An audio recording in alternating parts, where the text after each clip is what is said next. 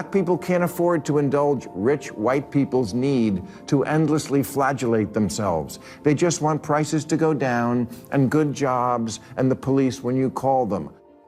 Well, if he's right, then why didn't people vote for the former prosecutor who actually had policy plans to help the working class? Stop saying that Whoopi Goldberg getting yanked from The View right after she attacked me on The View is karma. There's no such thing as karma, sorry. Sorry, but life is random. The only word to describe it when a big game hunter gets trampled by an elephant and then eaten by lions is hilarious. Bill Maher has made it his full-time job to tear through woke nonsense, and this time his target was impossible to ignore. Whoopi Goldberg. A woman who, since 2022, has stacked up so many cringe takes that calling them slips would be generous. Maher didn't just disagree with her. He dismantled the entire argument piece by piece. We have got to get past this endless, unforgiving, zero-tolerance mindset bent on punishing and disappearing anyone caught saying the wrong thing. The right response to speech you don't like is more speech. It all started when Whoopi tried to lecture America about what black voters supposedly want. According to her, it's not about prices, jobs, or safety. It's about indulging rich white progressives in endless guilt rituals. Maher stopped that cold. Black Americans, he said, want the same basics everyone else does. Lower prices, good jobs, and police who show up when you call. And black people can't afford to indulge rich white people's need to endlessly flagellate themselves. They just want prices to go down and good jobs and the police when you call them.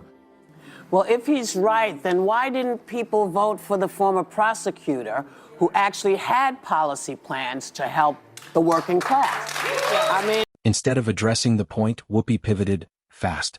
She dragged in voting history, prosecutors, and vague working-class plans that had nothing to do with what Maher said. Classic move. When the argument collapses, grab a straw man and hope nobody notices. Tear down statues of Lincoln and get rid of the police. Just, no, it's not that I've gotten old, it's that your ideas are stupid. Maher noticed, and he didn't sugarcoat it. He made it clear this wasn't about age or changing times. The ideas themselves were the problem. Not bold, not progressive, just bad. And the harder The View tried to sound morally superior, the more disconnected they appeared from reality. Criticism is valid because, Democrats stand on this moral high ground all the time and, they act so self-righteous. The reality is he didn't have to say anything in regards to, whether or not, his son wanted to be pardoned. He could have said, hey, man, I'm not focused on that right now. That disconnect became impossible to ignore when Charlemagne the God entered the conversation. He pointed out the obvious contradiction. Democrats scream, no one is above the law, yet somehow Hunter Biden walks free after being found guilty. A point so simple it shouldn't even be controversial. Uh-oh.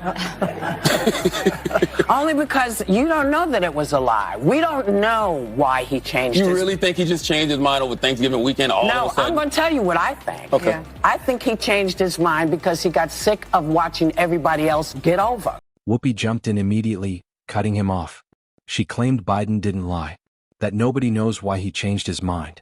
Watching her say this was like watching someone argue the sky isn't blue while standing in sunlight. The evidence exists. On video. Repeatedly. I'm just going to follow the straight and narrow always, because that's what's expected of Democrats. But that's their fault. They're the ones that they're the ones that go out there and they stand on this moral high ground. They don't have to do. Charlemagne looked stunned. Because the logic wasn't bending, it was breaking. Whoopi even suggested Biden pardoned his son because he was sick of watching everybody else get over. In other words, rules for the excuses for me. You love to speak truth to power, and we always should, but you have completely lost the ability to speak truth to bullshit. Maher seized on the bigger issue. The woke crowd only demands accountability when the offender isn't one of their own. When it is, outrage disappears and loyalty kicks in. Justice becomes optional.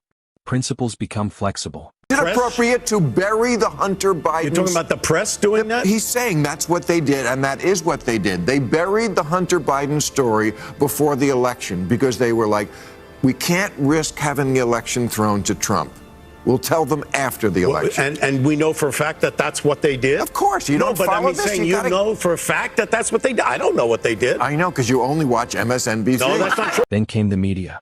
Maher called out how mainstream outlets buried the Hunter Biden story before the election. Not because it wasn't real, but because it was inconvenient. Goldberg denied it. Maher shut that down fast. We know what happened. Censorship wasn't accidental. It was strategic. Above any matters of politics or what's right or wrong, the one thing I know for sure about America is this. It's run by mean girls. Mean girls in the press and in politics and in life. And when they smell blood in the water, the lust to finish off a vulnerable person will never be denied. Maher summed it up perfectly. America is run by mean girls. In politics, in media, in culture. When they smell weakness, they swarm. Not for truth, but for control. And shows like The View thrive on that dynamic. Democrats run for office as if the voters don't live here. As if they don't go to the grocery store and Starbucks and the office. But they do. But a poll last year asked if America is the greatest country in the world. More blacks and Hispanic Americans agreed with that than the white progressives. It asked if racism is built into our society. White progressives agreed with that at higher levels than black and Hispanic people. It asked if government should increase border security. Same result. Hispanic Americans are less okay with illegal immigration than whitey. And black people can't afford to indulge rich white people's need to endlessly flagellate themselves. They just want prices to go down and good jobs and the police when you call them. Black people, they're just like us. The data backed him up. Polls showed black and Hispanic voters often disagree with white progressives on issues like border security, patriotism, and systemic racism. Yet activists keep speaking for them instead of listening to them. That arrogance is costing elections. There's a coalition of Trump voters, people who really like him. They certainly are those. And then there's people who don't necessarily like him that much, but they still think he's less crazy than stuff that strikes them as aggressively anti-common sense. Maher closed with the line that hit hardest. Trump didn't win because of magic or cheating. He won because a lot of Americans found the alternative aggressively anti-common sense. Not everyone loves Trump, but many found the lectures, the hypocrisy, and the woke performance even worse. Stop saying that Whoopi Goldberg getting yanked from The View right after she attacked me on The View is karma. There's no such thing as karma, sorry. Sorry, but life is random. The only word to describe it when a big game hunter gets trampled by an elephant and then eaten by lions is hilarious. Maher ended it with a brutal truth the woke crowd hates to hear. Not everyone who voted for Trump worships him. A lot of people simply got tired of being lectured by elites who don't live their reality. When groceries cost more, streets feel less safe, and common sense gets labeled problematic, voters don't need sermons, they need solutions. Whoopi Goldberg's meltdown wasn't karma, fate, or some cosmic justice. It was something much simpler. She swung, missed, and found out that moral posturing collapses fast when it runs into reality. Above any matters of politics or what's right or wrong, the one thing I know for sure about America is this. It's run by mean girls. Mean girls in the press and in politics and in life. And when they smell blood in the water, the lust to finish off a vulnerable person will never be denied. The moment sticks because it exposes something deeper than politics. Authority today isn't about titles or airtime anymore. It's about authenticity. When people sense rehearsed outrage and selective morality, they tune out. Bill Maher didn't win by shouting louder.